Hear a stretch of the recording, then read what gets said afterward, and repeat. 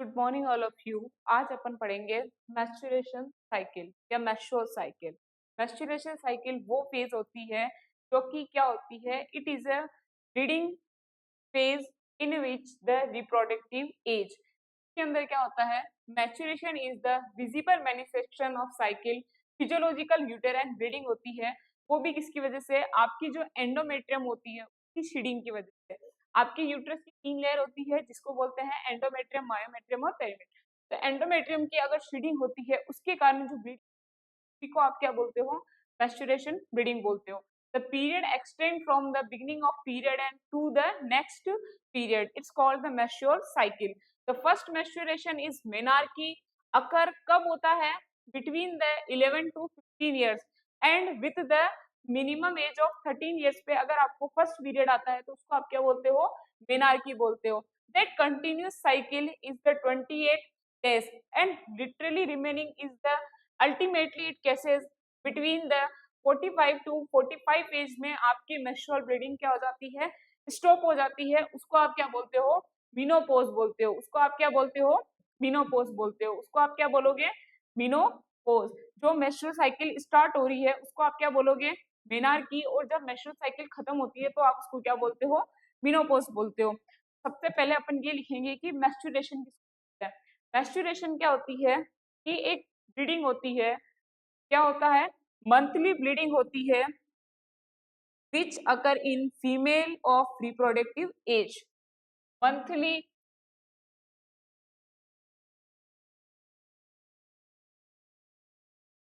क्या होता है, monthly bleeding, monthly bleeding which occur in female, monthly bleeding which occur in female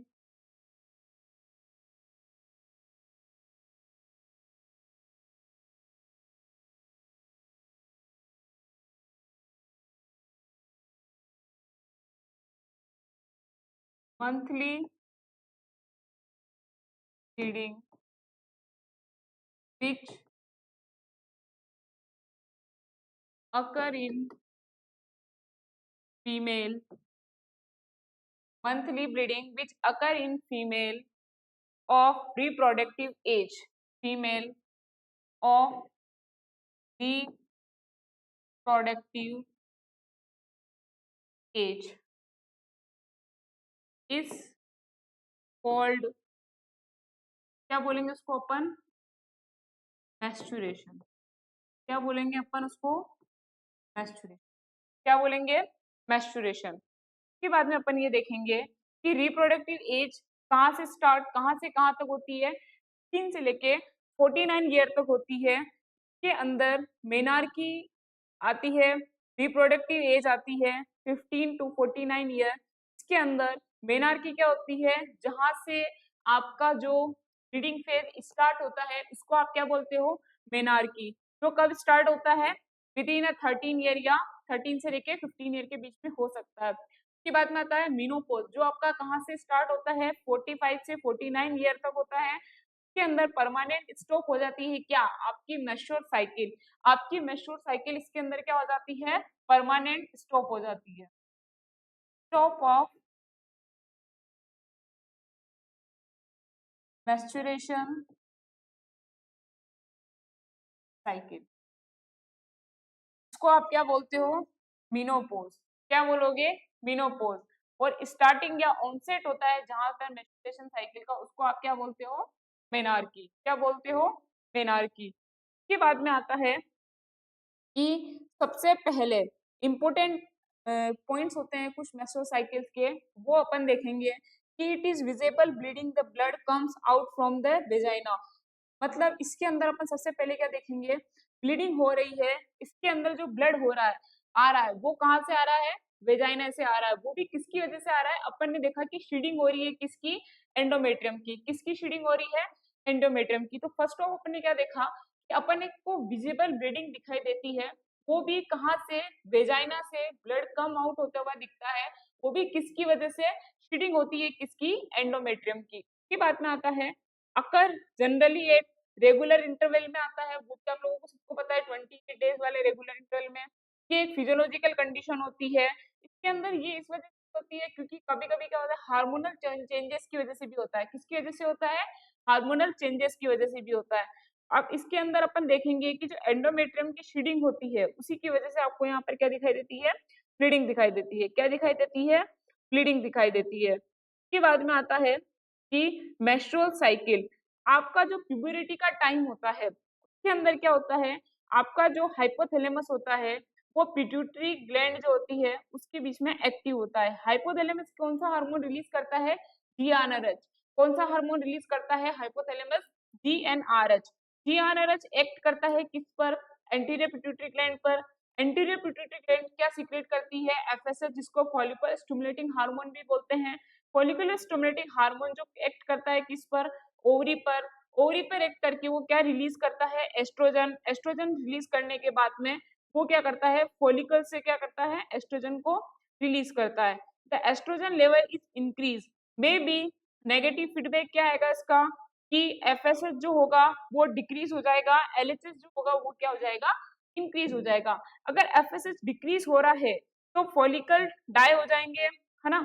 और अगर एलएच इंक्रीज हो रहा है तो जो इंक्रीज हो जाएगा क्या? आपका एलएचएस सर्ज। उसके बाद में यूटेराइन एंडोमेट्रियम भी प्रोलिफरेटिव होगी। उसके बाद में उसको ओव्यूलेशन बोलते हैं। और अगर ओव्यूलेशन नहीं हुआ तो वापस नेक्स्ट आपको ब्लीडिंग स्टार्ट हो जाती है। एक्सेसिव ऑस्ट्रोजन क्या करता है कि एंडोमेट्रियल कैंसर कर सकता है या फिर यूटेराइन कैंसर कर सकता है। This is the reason why estrogen is never given alone to any female who has the uterus. आप कभी भी देखोगे यूट्रस को अलोन नहीं दिया जाता है एस्ट्रोजन को। Estrogen is always giving with the progesterone to decrease the risk of uterine cancer. अपन ये बात देखेंगे कि जो अगर अपन एस्ट्रोजन है वो एक्सेसिव अमाउंट में लेते हैं तो उसके कारण क्या हो सकता है? यूटेराइन कैंसर हो सकता है। इसलिए अपन अब जब भी देखेंगे कि कोई भी फीमेल होती है उसको अपन जो एस्ट्रोजन होते हैं वो अलोन नहीं देते हैं, किसके साथ में देते हैं? किसके साथ में देते हैं? प्रोजेस्टेरोन के साथ में देते हैं। क्यों देते हैं प्रोजेस्टेरोन के साथ में? क्योंकि उसके साथ में क्या हो सके कि जो यूटेराइन कैंसर के जो चांसेस है वो क्या हो सके? थोड़े से कम हो सके। क्या हो सके? थोड़े से कम हो सके, है ना। उसके बाद में अपन देखेंगे नेक्स्ट।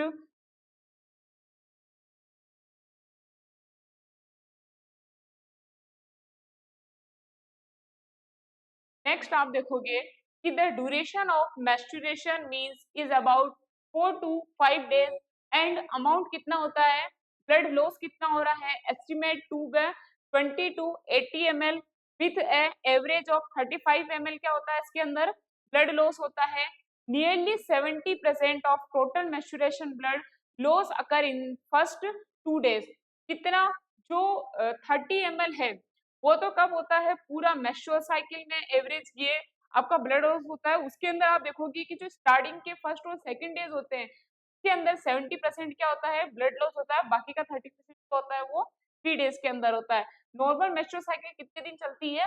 5 days चलती है। ठीक है। The menstrual discharge consist mainly of dark altered blood contact होता है। उसके अंदर म्यूकस होता है, वेजाइनल एपिथेलियल सेल होती है, लिगामेंट्स होता है, एंडोमेट्रियम होता है, प्रोस्टाग्लैंडिन होती है और एंजाइम होता है। और क्या होता है? बैक्टीरिया होता है। Ovarian cycle. ओवेरियन साइकिल क्या होती है? The development and maturation of the follicle, ovulation and formation of the corpus luteum is called the ovarian cycle. It is a degeneration of constitute and ovulation cycle. All this event occur within a 4 week, है ना, मतलब month में एक बार। उसके बाद में आता है the pre ovulatory phase. Pre ovulatory phase में क्या होता है? हाइपोथैलेमस रिलीज होता है। कहाँ हाइपोथैलेमस रिलीज करता है? गोनाडोट्रोपिन को। गोनाडोट्रोपिन हार्मोन किसके? पोर्टल सिस्टम के द्वारा एंटीरियर पिट्यूटरी सिस्टम में जाता है। एंटीरियर पिट्यूटरी से वो फॉलिकल स्टिमुलेटिंग हार्मोन को सीक्रेट करता है। और वो किसको स्टिमुलेट करते हैं? फॉलोइंग की जो ग्रोथ होती है फॉलिकल्स की को। मोस्ट फॉलिकल्स डाई हो जाते हैं living the mature into target Graafian follicles. ठीक है। Estrogen produce by the follicle stimulate increase secretion of the luteinizing hormone. Anterior lobe of pituitary gland. the follicle rupture and release ovum into the peritoneal cavity. इसके बाद में आता है next कि क्या होगा, मेस्चुरल साइकिल। मेस्चुरल साइकिल में आप फेज देखोगे, सबसे पहले मेस्चुरेशन फेज कितने चलती है, फर्स्ट से लेके 7 डेज चलती है। कहाँ चलती है, फर्स्ट सेकंड, किसी किसी के ब्लीडिंग 5 डेज तक भी होती है, 7 डेज तक भी होती है। उसके अंदर नॉर्मल जो स्टार्टिंग के फर्स्ट सेकंड डेज होते हैं, यहाँ पर 70% ब्लीडिंग हो जाती है, बाद में नॉर्मल ब्लीडिंग धीरे कम हो जाती है। उसके बाद में आता है फॉलिकुलर फेज, जो कब चलती है, 8, 9, 10 और 11 डेज, है ना। उसके बाद में चलती है ओव्यूलेशन फेज। आप सबने ये देखा होगा कि सबसे ज्यादा जो फर्टिलाइजेशन का डेज होता है वो कौन सा होता है, 14 डेज होता है।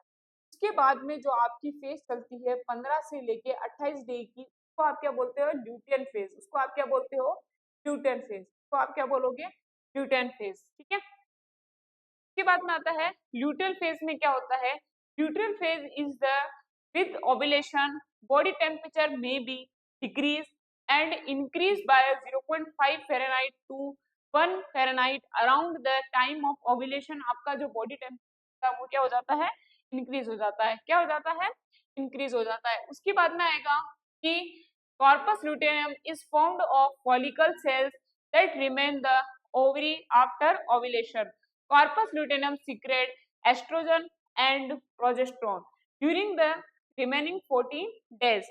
ठीक है, decline of estrogen and progesterone stimulates the anterior pituitary to secrete more FSH and LHS. के बाद में आएगा uterine cycle, menstrual cycle या menstrual phase constant 4 to 6 days of bleeding as endometrium breakdown. Because of the decrease level किसका हो रहा है, estrogen का हो रहा है एंड प्रोजेस्टेरोन का। The level of FSH increase inhibiting the beginning of the new cycle. इसके बाद में आएगा कि जो नर्सिंग पीएनसी नर्सिंग है वो आपके लिए एएनएम का कोर्स और जीएनएम का कोर्स लेके आए हैं, जिसमें एएनएम का ड्यूरेशन है मात्र 2 इयर्स और जीएनएम का ड्यूरेशन है मात्र 3 ईयर। जिसमें एएनएम की जो फीस दिख रही है आपको वो है 45,000 और जीएनएम की जो फीस है वो है 65,000। तो एज ए माई कंसेंट आपको ये जल्दी से जल्दी ज्वाइन करना चाहिए और अपना फ्यूचर रिगार्डिंग के बारे में सोचना चाहिए, है ना। It's a big offer deal. फिर इसके बाद में आएगा प्रोलिफरेटिव फेज। प्रोलिफरेटिव फेज क्या होता है, proliferative phase last about 9 days.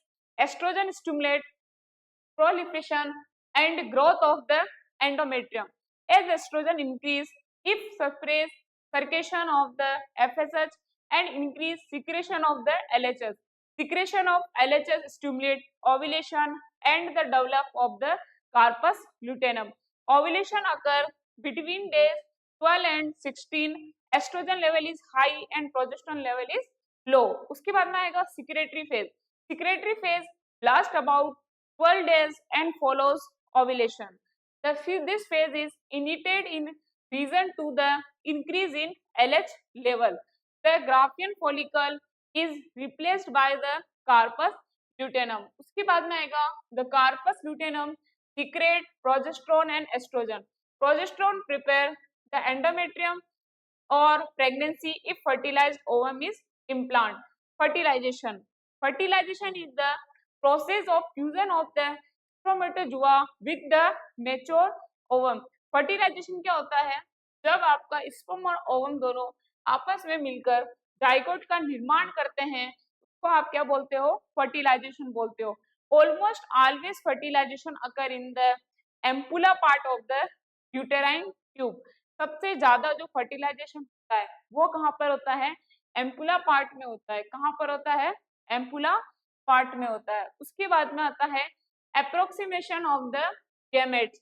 Approximation of the gametes मतलब क्या होता है, the ovum immediately following ovulation is picked up and tubal fibres.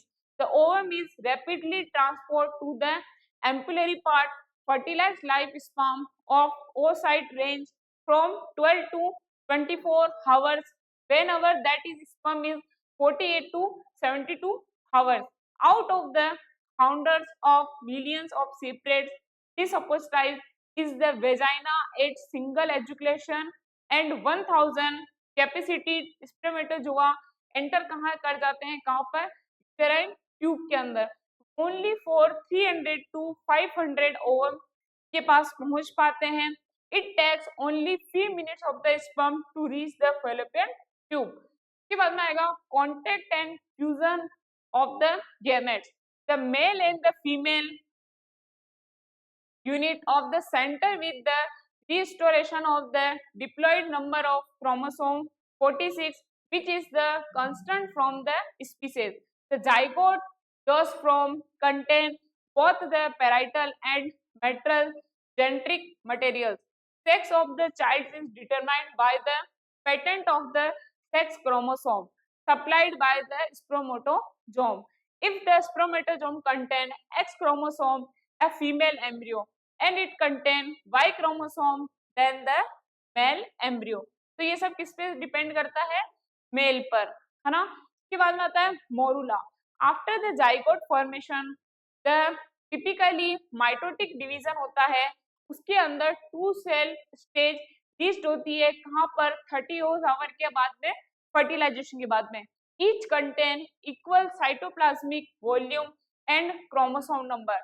The blastomeres contain divided by mini division through 4, 8 and 16 cell that called morula। इसके बाद में आएगा morula after spending 3 days in the uterine tube enter the uterine cavity through the narrow uterine ostium of the 4th day in the 16 to 64 cell stage। The central cell of the morula is known as inner cell mass, which forms the embryo proper, the peripheral cell called outer cell mass for protective the nutritive members of the embryo। इसके बाद में आएगा blastocyst. Blastocyst क्या होता है, when the morula remains free in the uterine cavity on the 4th and 5th day is the fluid passes through the caniculi of cover by the film of mucus from zona pellucida, which separate the cell of the morula is known the term is blastocyst। Changes in the blastocyst, the polar trophoblast cell adjacent to the inner cell mass are primarily involved in the addition to the endometrial cell। इसके बाद में आएगा the decidua। decidua क्या होता है, first week में blastocyst free floating हो जाता है। The decidua is the endometrium of the pregnant uterus। Decidual reaction, the increased structural and secretory activity, endometrium that is broad, and after the interstitial implementation, blastocyst किसमें convert हो जाता है, compact level में, decidua में, और different part of decidua are renamed as. कौन कौन से आएगा, सबसे पहले अपन ये देखेंगे कि पीएनसी क्लासेस आपके लिए ऑनलाइन बेस लेके आया है, जिसमें एएनएम की जो रेट है वो कितनी है, 215 रुपीज, और जीएनएम की जो रेट है वो कितनी है, 267 रुपीज।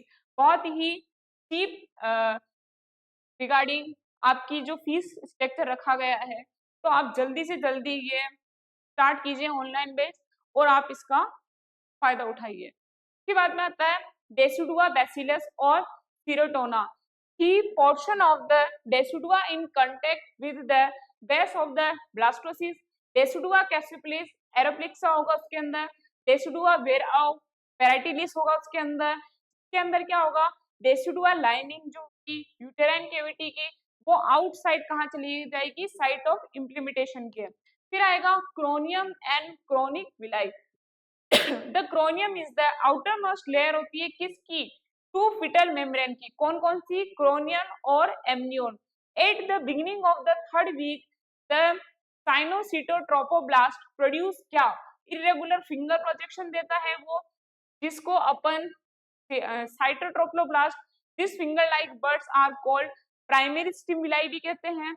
ये विलाई ओवरलाइनिंग करता है डेसिडुआ को, डेसिलाई को, जिसको आप क्रोनियन फ्रॉन्डोस्टोन which forms the decidual placenta. It called the Masur cycle. Thank you so much.